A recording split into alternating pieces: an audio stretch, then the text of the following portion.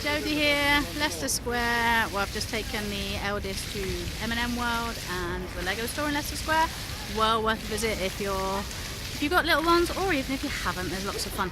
So, just wanted to do a little video about EdTech companies understanding schools and understanding the education system.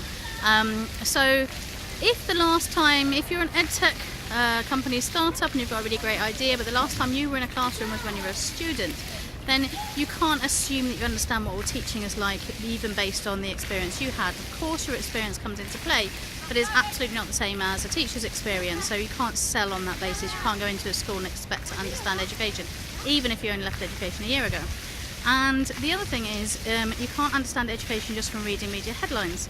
So if you think that because you've seen something in the news that is actually current education stuff, it is not necessarily the case. So one example is there's a headline that repeats itself every few years saying they're going to start making primary schools teach languages.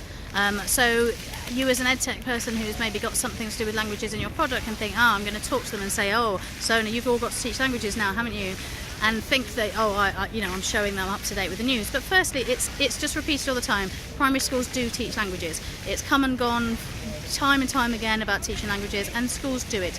To what extent is totally another question, but essentially schools do it. So to say that you think this is a new thing shows schools actually that you don't know what's going on in schools right now, because actually pretty much every primary school will be teaching a language or even multiple languages.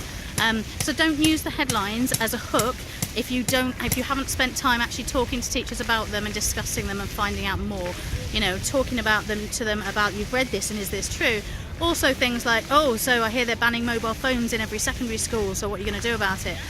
It doesn't mean it's going to pass as an actual law, or it's actually going to pass into schools, and it certainly might not be for a few years. So just because you've read something, soundtrack, didn't even pay for that.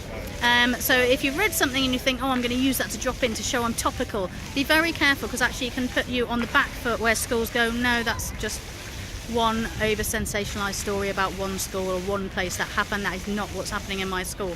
So be very careful to use what you think is your knowledge without just listening to teachers and listening to head teachers and actually discussing with them what's happening, and find out what they think about that article, sure, and keep up to date with things like Guardian Education or the Times Educational Supplement or Schools Week, so that you get a better understanding over time. But don't just grab that headline that you've seen on the news or a TV show this morning and think you can chuck that straight into your sales pitch with a head teacher.